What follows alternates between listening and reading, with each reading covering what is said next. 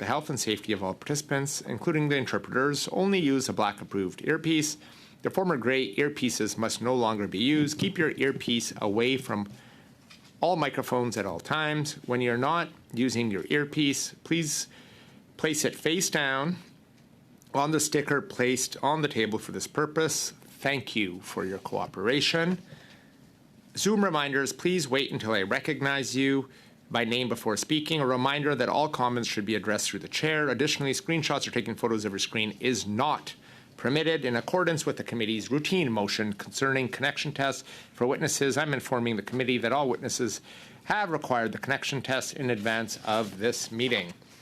Mr. Angus, before I begin, I just want to go to Mr. Angus, and then I'll begin with witnesses. Go ahead, Mr. Angus. Yes, Chair. Just out of fairness to our witnesses and to my Liberal colleagues who really want to get this study underway, and we were shortchanged because of our technical problems, I'm wondering if it would be fair to have the witnesses speak and then we do one round of questions so that we're not wasting their time for having waited for us.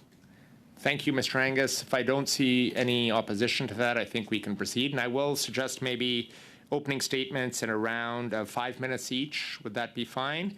I do need a couple of minutes at the end of that just for a couple of administrative items for the study that we've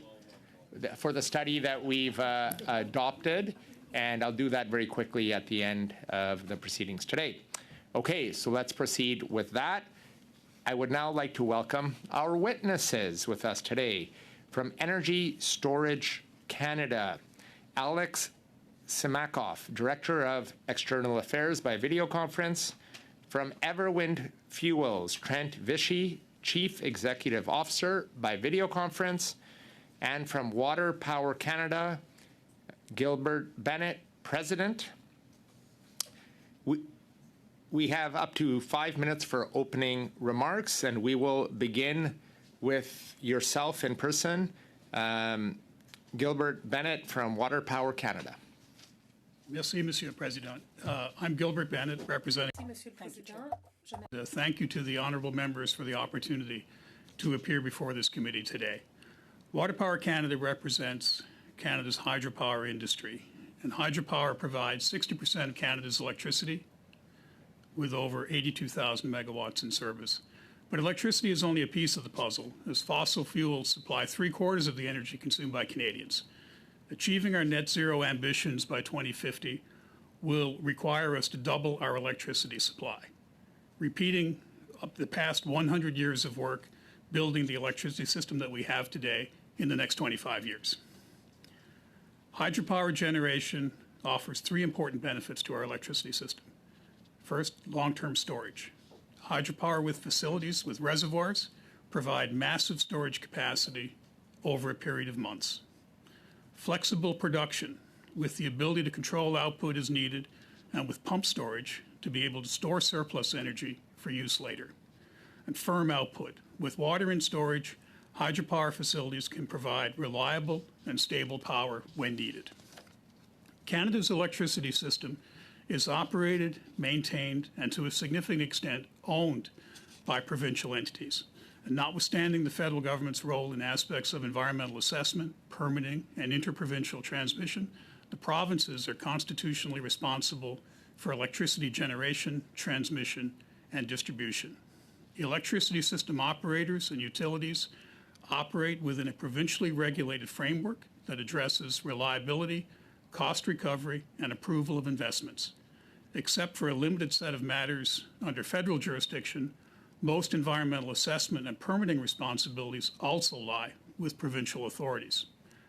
Ultimately, the expansion of Canada's electricity system will be approved by provincial electricity regulators, and absent any other source of financial support, costs will be recovered from provincial electricity customers. Each province is responsible for the development of its net zero roadmap. Historically, more transmission capacity exists between Canada and the United States, with less so between Canadian provinces. And the rationale is straightforward. Canadian producers have been able to justify transmission investments so that they can participate in U.S. electricity markets, particularly when peak demands in those markets don't coincide with their own. The business case is not as obvious for east-west trade between provinces. particularly when market structures don't always facilitate real-time trading. But we need to investigate these opportunities on a broader scale. Interconnecting larger areas provides greater diversity of supply for a larger region and provides greater ability for surpluses in one area to offset shortfalls in another. Interconnecting hydropower producing areas with their neighbors extends the reach of hydropower reservoir storage more broadly. Interconnecting areas with high quality variable renewables extends their market reach and improves their business case during periods of low demand in their own market. Substantial expansion of our electricity system is required to meet our net zero aspirations, but we're concerned with the challenges for developing projects in Canada. The environmental assessment and permitting process for clean energy projects is long and arduous, and uncertainties created by the Impact Assessment Act, the Fisheries Act, the Migratory Birds Regulations create unnecessary risk. Clear timelines for decision-making do not exist, and prohibitions on necessary activities have been imposed without compliance mechanisms for project developers. Some departments, notably Fisheries and Oceans Canada, have created new compliance risk by creating uncertainty for existing facilities that were permitted decades ago. Federal programs that were meant to encourage investment, such as the Clean Electricity Investment Tax Credits, are unnecessarily complex, have extraneous conditions, and are set to expire before they're useful to developers of long-term projects. Although climate change is an overarching priority for our federal government, processes and programs are not operating with that goal in mind and are focused on their own silos of responsibility. We're hopeful that the commitments made by our federal government regarding regulatory streamlining will achieve their intent. Ultimately, our energy transition will happen when end users, from individuals to industrial customers, decide to change their energy sources from fossil fuel to electricity. Those individual decisions will drive electricity consumption to justify regulatory approvals for generation and transmission projects. Given the extent of provincial jurisdiction and the requirement for end user action, our national government needs to consider itself as a change enabler. Our summary recommendations are: develop support for energy projects nationally. The scope of change expected will require large-scale projects everywhere in Canada. Urgently streamline project approval processes and provide guidance to permitting authorities that energy projects are required to meet our net zero aspirations. Encourage and support regional planning initiatives to unlock the benefits of greater interprovincial transmission interconnection. Support low-cost investments in electric alternatives to fossil fuel use with standards and incentives to encourage switching. And finally, actively work with provinces and municipalities to address barriers to electrification and facilitate the change to our net zero future. Thank you again, Mr. Chairman, for the opportunity to present before the committee, and I would be pleased to address any questions the committee may have at the appropriate time. Thank you, Mr. Bennett. And I should have said this at the beginning. I do use these cards. Yellow is 30-second warning. Red is time's up. And I will try to let you complete your sentence before cutting you off, but I will try to show this. We'll next go online from Energy Storage Canada to Mr. Alex Simakov. You have 5 minutes. Good afternoon. Thank you, members of the committee, for the opportunity to appear before you today. My name is Alex Simakov. I'm the Director of External Affairs for Energy Storage Canada. We are the national voice of the energy storage and smart grid technology sectors, representing over 97 members from across the country, a number that has roughly doubled in the past 4 years. I want to make the case today that energy storage technologies have made a tremendous progress over the past generation.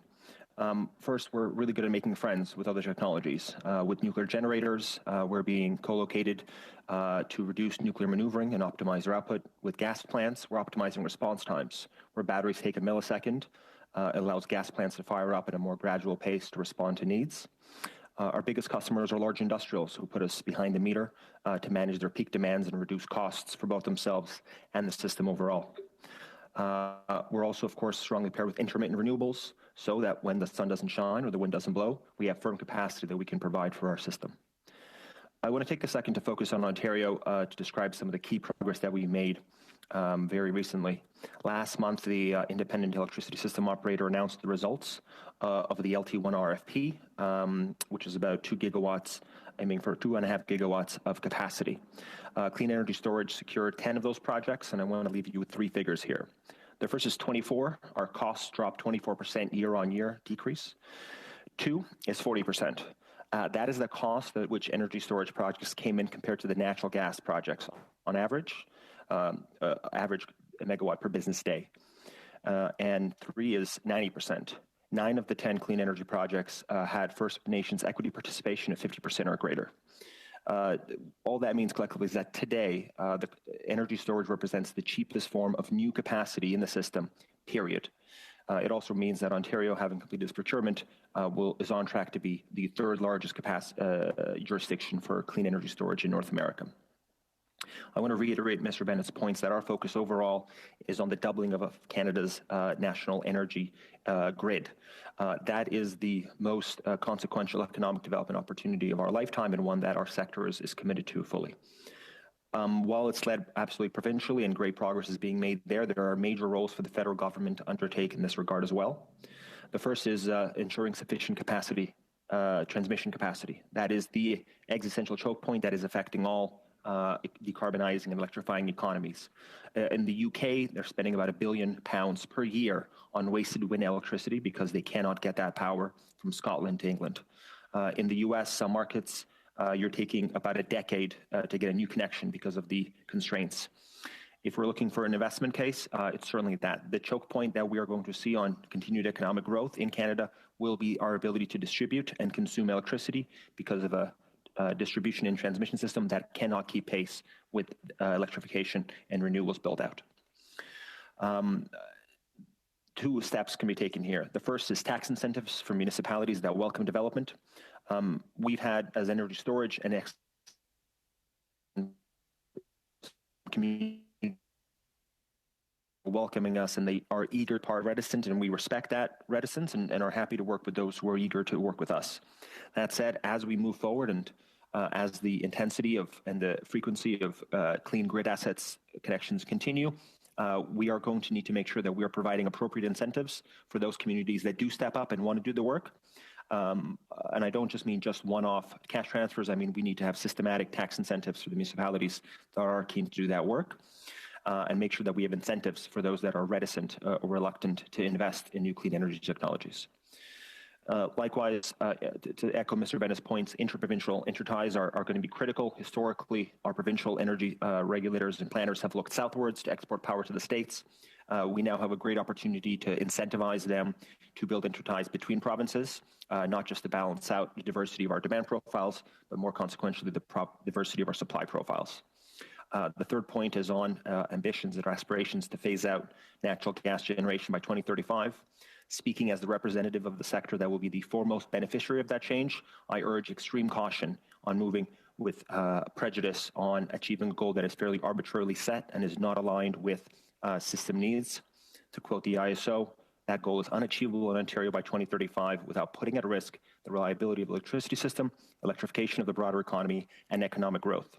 We're on a rapid track to exceed decarbonization, and we want to make sure that those gas plants are being used as little as possible, shrinking them to only the extreme days, but we absolutely need them for emergency and standby resources at a time when we're anticipating extreme hot weather events and other challenges coming forward. Thank you. Thank you for your opening statement. We'll now go to Trent Vichy, Chief Executive Officer from Everwind Fuels. Mr. Vichy, you have 5 minutes. Thank you. Mr. Chair and honourable members of the committee, thank you for the opportunity to present today. My name is Trent Vichy, the founder and CEO of Everwind Fuels Company, Canada's most advanced green hydrogen development. Our projects in Nova Scotia and Newfoundland and Labrador are supported by a world-class renewables resource alongside our First Nation partners. Canada's East Coast has exceptional wind, and it's a resource that we should take advantage of. In recent years, the urgency to get off coal and other fossil fuels and green the grid has been building. For example, in Nova Scotia, the province is committed to ending the use of coal by 2030 and using at least 80% renewable energy by the end of the decade. Green hydrogen production and its use is crucial to meeting those targets. In fact, Nova Scotia's Green Hydrogen Action Plan explicitly named as a quote, "It's a complementary option to help strengthen the electricity system." This industry can be a flexible demand user, which complements renewable power as well as hydro in the overall mix. This is precisely what our green hydrogen projects will help do, not to mention the thousands of jobs and billions of dollars of economic activity they'll generate. We're working with provincial governments right now to secure an agreement that will start greening the grid in Nova Scotia, and we are working hard in Newfoundland to develop a very large project there. However, like all these nascent industries, standing them up requires support at all levels of government. Across the board, the energy transition needs support for investment in battery plants, transmission, which the former speakers have talked about. We echo that comment, and flexible power uses and green hydrogen.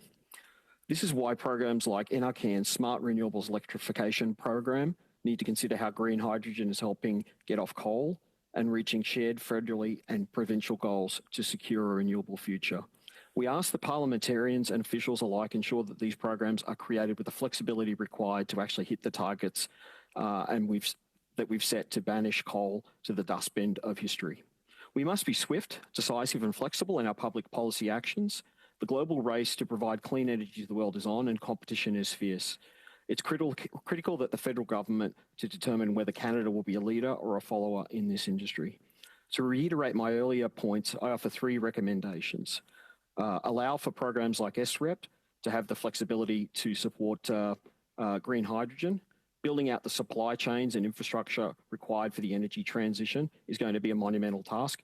Canada needs to encourage the support of manufacturing these essential items. These are items like transmission breakers and switching equipment, which have been an increasing problem. Canada could stand up manufacturing in this sector. Governments need to take a broad view of electrification to support greening of the grid and decarbonising hard to electrify industries. In conclusion, I'd say that there's no getting off coal and other fossil fuels without investing in transmission and supporting flexible users like green hydrogen. Transmission is essential for decarbonisation. Wind power, hydro, and even solar are complementary, but transmission is needed. This is something that Canada needs to grab with force. Clean power is an economic opportunity for Canada. The work that ourselves and others are doing in this industry is going to drive a lot of economic growth if it's supported. This is Canada's moment, and we must seize the opportunity. And I want to thank you for your time today. Merci beaucoup. I look forward to your questions. Thank you, Mr. Vichy, for your opening remarks. We'll now proceed to our first round of questions, and we will begin, and this is for 5 minutes each, colleagues. We will begin with Mr. Patzer from the Conservative Party of Canada. You have the floor, sir. Thank you very much. I'm just going to start with Mr. Bennett in the room here. In order to hit net zero on the grid by 2035, do you know how many hydroelectric dams it would take to replace all of the natural gas power, but also to expand the grid to be able to meet all this new demand that the government talks about? Do you know what that number is? Don't have it off the top of my head. That's a number I can report back to the committee on, though. Have you done the research on it already? We have not investigated every market in Canada. We certainly acknowledge that there are markets in Canada that don't have great hydro potential, but I would say at the outset that we are 10 years away from that goal. The development of any hydro project, including the environmental assessment and construction process, would take us beyond 2035. What year do you think we'd be able to do that? If realistically, with the existing timelines and processes in place, at what point do you think we could build enough hydro dams in order to meet that demand? Somebody said, go tomorrow. We're in a 6 to 7 year environmental assessment process and probably a 10-year planning and construction process. So we would be 2040, best case. Okay, thank you very much. To Everwind Fuels, similar question to you. If we were to hit net zero electricity generation by 2035. How many wind turbines would have to be built in order to hit that target? Do you have that number? I don't. We're looking at building and supplying green hydrogen, so it's a specialised industry, so I don't have a view across the entire country. Okay, so how many hydrogen units then would you have to build in order to hit net zero by 2035? I don't have those figures right off the top of my head. We can come back to you on that. Have you done the research into that yet? We've been focused on like our own business case, which is focusing on Eastern Canada. Okay, and I forget the name, which Mr. Simikoff. Okay, there we go. How many gigawatts of battery storage capacity would be needed for 2035 to be net zero on the grid? If we could speak to Ontario in particular, right now we have 10.5 gigawatts of gas. We've contracted for 3 gigawatts of storage. So to increase that, we need about another 8. You might want to say 10 just for additional comfort. So about 10 gigawatts, that's about threefold what we've contracted. I think the critical point to stress as well that if we do decarbonize all that gas with storage, that just gets us to the status quo of how much capacity we have. That's no additional capacity for electrifying transit, no additional capacity for electrifying homes. So I think that the key point and the one you're getting across is that we do need both, and we should scale storage as quickly as possible and have gas as a standby and emergency resource for when we need it. Okay. How long would it take to actually build that kind of capacity? I know you only referenced Ontario, but what would it take to actually build the kind of capacity to hit what the government is suggesting needs to be done? We could take a straightforward storage project from go. It would take about 2 years to complete reliably and comfortably. That's the current quantum. The largest project right now in Ontario is contractors 400 megawatts. At that point, we have a bit more flexibility compared to some of the other speakers in terms of location, so we can get them everywhere. If we had a warlike effort to devote all the resources in the province to doing so, I think we could probably do it in maybe about a decade above all other priorities. How much per kilowatt hour would it cost to do that? Like, would there be increases? So I think we want to be clear as well. When we talk about new capacity right now, storage is the cheapest at $682 a megawatt business day, but that's not cheaper than an existing asset that's already built and paid for. So certainly we're not going to get economies of an asset that's been fully capitalized. That's just realistically not how any market or any energy resource would work. Okay, so there'll be substantive costs still to come. Mr. Bennett, your organization put out a paper saying that I'll quote, while Canada has the potential to have a clean, modern net zero economy, it is incumbent on the Government of Canada to communicate the trade-offs to be made to achieve our net zero aspirations. Achievement of this goal will come at a cost in terms of energy rates, equipment investment, and energy development. Tell us more about the terms of energy rates, please. What would that look like?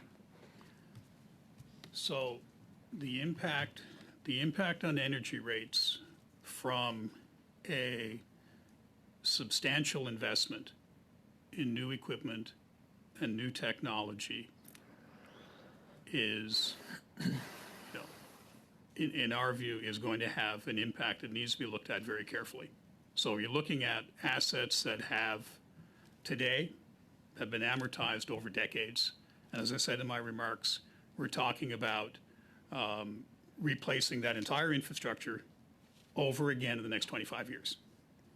So we have not done rates analysis, but it's reasonable to conclude that there will be upward pressure on rates when you spend $1.5 to $2 trillion on new electricity infrastructure for our country. Thank you. Thank you. We'll now go to Mr. Majid Jawari from the Liberal Party of Canada. You have 5 minutes. Thank you, Mr. Chair, and welcome to all our witnesses, and thank you for your testimony. I'm going to start with Mr. Simokov from Energy Storage Canada. You're rhyming up 3 numbers very quickly, and I did try my best to write them down. You talked about the 24%, 40%, and 90%. Can you quickly highlight what those numbers are? Again, my apology, I wasn't as fast, but I would like to get a reminder of what those numbers are. The 3 numbers are 24%, so cost per megawatt business day, from last year's procurements to this year's decreased by 24%, so they're 24% cheaper. The second figure was 40%.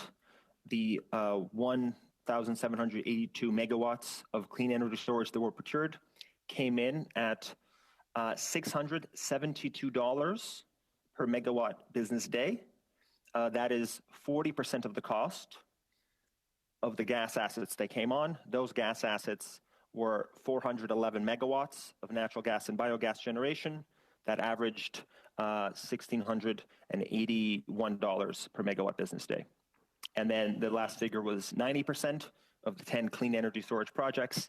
9 of them accounted or featured First Nations equity of at least 50%, and many more than that. Thank you for that. And as a result of that, you said we're going to have the energy storage is going to be the cheapest method of actually generating electricity, or not generating, actually the cheapest way of electricity. And then you talked about Ontario being the third largest in North America as far as a jurisdiction who's going to be leading the storage. Is that true? So 2 points. We are the cheapest new capacity. To stress, we are not cheaper than existing capacity assets. In terms of, but yes, we are the new cheapest if you'd like to build any new additional capacity. As far as other jurisdictions, Texas is the leading and California is second. Ontario will be third once this procurement is built. You talked about sufficient, enablers would be sufficient transmission capacity, tax incentive, interprovincial, interties, as well as, balancing the phase out of the gas plant. But I'd like to get your input around regulations of the energy storage. According to the Canadian Renewable Energy Association, most jurisdictions in Canada lack a clearly defined legislative and regulatory context to guide the participation of energy storage in the electricity system. This barrier can prevent these jurisdictions from taking full advantage of the energy storage solution in a timely manner to advance the energy transition. What are your thoughts on that? Thank you. That's accurate. I would like to point out 2 things. So historically, we've had either generation assets or loads, consumers. Energy storage is a bidirectional resource, can do both, and needs regulatory reforms. I'd like to recognize Ontario and most recently the province of Alberta, which under Minister Newdorf recognized energy storage resources as a distinct resource class. That's been a major improvement and will be an essential ingredient for the restructured electricity market consultations currently underway for Alberta. Those 2 provinces are at the forefront. Other provinces, I do need to effect some regulatory reforms to fully recognize the capacity of bidirectional energy resources. Okay, with about a minute to go, you talked about jurisdiction that they're leading on that. Can you talk about like 1 or 2 recommendations that you have around regulation that would, complement the tax incentives and interprovincial, interties to be able to expedite, storage of this from the federal government? Yeah. From the federal government, I would suggest that for a large infrastructure projects, for example, the long-duration energy storage, one way to maximize bids and competitive pressures is to allow a stipend for qualified bidders who put forward a viable project but aren't successful. For example, Ontario will be leading a long-duration energy storage procurement next year. It's only the 3rd in the world. It's very expensive to put together a bid and to compete. Not everyone is going to win, but if they know that there's going to be at least a coverage of their costs put forward, Ontario will see a lot more competition come forward and ultimately see lower rates for ratepayers. At the moment, there isn't a provincial mechanism to finance this. If the federal government were to step in and cover a portion of those costs, and we're talking in the tens of thousands of dollars, we could see savings in the many millions through increased competition and global pressures. Thank you. Thank you, Mr. Jawari. We'll now go to Monsieur Simard for 5 minutes. Merci. Thank you very much, George. Mr. Bennett, can you hear the interpretation? You have to select the right language. English. Interpretation. You can hear me now? Excellent. Now, we won't have much time. So perhaps I can ask you questions, and then you can always provide written responses if necessary. Now, I am going to confess my ignorance here. Besides the Hydro-Quebec's capacity, I'm not very familiar with the various hydroelectric actors outside Quebec. Could you provide the committee with the number of existing hydroelectric projects outside Quebec, as well as those that are being developed? Provide that. Excellent. Merci. Excellent. Thank you very much. In your opening remarks, the last recommendation that you said we had to work to reduce barriers to electrification. Could you give us a few examples of what those barriers are?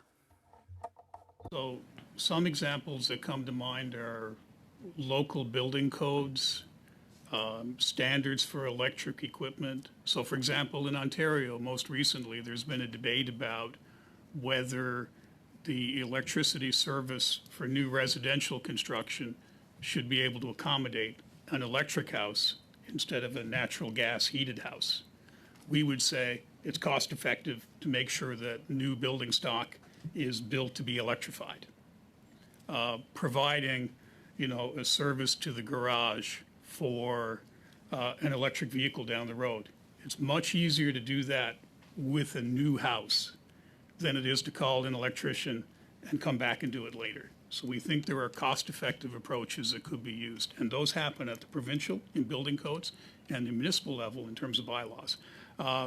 Municipalities that have made decisions to limit the growth of natural gas for new residential construction are helping to facilitate an electric future. So we would support that. Anytime that there's an opportunity to use more electricity, we think that's a good thing. Merci. Merci. Thank you. If you have any other examples, perhaps you could send those to us in writing as well. That is to say, any measures that could reduce barriers to electrification. Mr. Bennett, Hydro-Quebec recently announced that it wants to invest $100 billion between now and 2035, I believe, if I'm not mistaken. So tax credits for clean energy that were in the latest budget were quite timely. However, something was bothering me about that. That is to say that there are several criteria. For example, there are rules, labor rules, rules about the labor that can be used. And there will also be criteria about the money that will be saved being returned to consumers. But this is almost impossible with Hydro-Quebec. We won't necessarily know which atom of electricity came from where. So I don't know quite how they'll do that. And also, rates are regulated by our regulator in Quebec. So does your association think that those factors or criteria are flexible enough? No, we don't. We think they're overly restrictive, and the rules and limitations on what should be an incentive, we believe are unnecessary. If our federal policy is to promote investment in electrical infrastructure, whether it's generation or transmission or smart distribution systems, then those should be structured as an incentive. We find that there is a addition of unnecessary conditions that ultimately slow investment down, slow projects down, and we think that is not helpful if we're to achieve this goal rapidly. Merci. Merci beaucoup. Thank you very much. So perhaps I could ask a quick question for all our witnesses. Please answer yes or no. If we want to be moving towards more electrification and developing this clean energy stream, do you think that a carbon price is necessary, rather a carbon tariff? So let's start with you, Mr. Bennett. Our policy is that a price on carbon is a good means of facilitating a migration to renewables. And a policy decision can be taken on what to do with the revenue, but we think that imposing a price on carbon changes the balance from fossil fuel to renewables in our economy. Merci. J'aurais Thank you. I'd have the same question for our other witnesses. If I'd like to go next, I would like to distinguish between a carbon price for household consumers, which I don't believe in any meaningful way directs them towards decarbonization, versus a carbon price for large industrials and system operators who do have extensive planning and long-term investment views, and they can properly make decisions that can contribute to long-term diversification. So household and consumer goods, no. Large industrials, yes. Merci. Thank you. On avait un autre témoin? Non? Was there another witness? No? Thank you. I'm now going to go to Mr. Angus from the NDP for 5 minutes. Mr. Angus, the floor is yours. Thank you, Mr. Chair. You know, we have a huge oil and gas and nuclear lobby, and we're often told how difficult it is to make things happen and how regulations and everything's standing in the way. California went from 770 megawatts in battery capacity to 10,379 megawatts in a period of 5 years. And that allows them now that on 40 out of 48 days, they're running pretty much straight on renewables, and they can go to natural gas or whatever else on the backups. But that battery capacity has been revolutionary. It's been even more revolutionary in Texas. Mr. Simikoff, what is the potential in Ontario? We see that they're talking about, I think, 1,784 megawatts from 10 projects coming online by 2028, but that's still like 1/10 of what California has done in 6 years. How much more capacity can we get online, and how will that change it, not just for going to clean energy, but for consumers and the price that they're paying for household energy and for industrial operations? Thank you, Mr. Angus. I would appreciate California has been a great leader in this, and their storage resources are backed up by extensive thermal resources, which represent 45% of the grid's capacity, which has been essential to ensure, and not always, the reliability of the California grid. And that resource will continue to be invaluable for at least the next, well past 2035. For Ontario, we see the capacity for energy storage to completely exceed all thermal resources, certainly well before 2050. There is a great variety as to where between 2035 and 2050 energy storage resources can fully displace natural gas. At this point, we envision the goal for 2050 to be 88,000 megawatts of capacity. That's more than doubling where we are today. Energy storage will have to fulfill close to the entirety of that, notwithstanding existing hydroelectric and nuclear resources, to ensure that we have a reliable grid. Thank you. I mean, the prices on the various energies, they're different depending on the project and that. But, you know, the bottom line, what we've heard from testimony is the bottom line on solar now is $24 a megawatt, wind about $24. Nuclear, their bottom line is $141 per megawatt, natural gas at $39 per megawatt. Now, when you began your testimony, you'd said, were you coming in 40% of the cost compared to natural gas? Did I hear you right, and can you explain that? Yes, the cost of new, in the LT1 procurement from the ISO results released May 9th, the 10 energy storage projects came in at an average cost of $672. The average cost for the 411 megawatts of gas was $1,681. So we are just below 40% of the new bids that were put forward. Again, that is obviously a limited context, and I don't want to over-extrapolate on that, but from the last competitive tender in Canada, we were the cheapest new resource. Well, that's very important, because one of the questions that we always hear about solar and wind is, you know, the flexibility, because it's not always running at peak capacity, but if we could store that and at the cost that it's being delivered at, it would be very, very, very beneficial, not just for the clean energy sector, but for the bottom line for consumers. I'm going to have to switch to Mr. Vichy now, and I'm very interested in green hydrogen. But the need to get these projects up to speed, it's not just that we're dealing with a climate crisis, but our competitors in the United States are moving on the U.S. seaboard at an extraordinary rate with projects getting off the ground that are going to be producing offshore wind for hundreds of thousands of homes. Are you concerned that we're going to get swamped because when they have to dump their excess capacity, wouldn't Nova Scotia be a natural place for them to dump excess capacity and maybe make some of our projects a little less viable? No, I think it's the other way. It's the other way around in that there's actually, if you look at the map of U.S. generation, it's they have a lot of decarbonisation work to do. And in fact, if you could get offshore wind in Nova Scotia, which is some of the best in the world, into the U.S. market, it's probably there is clearly an opportunity there. Okay, and the green hydrogen here, so I'm going to jump right on you.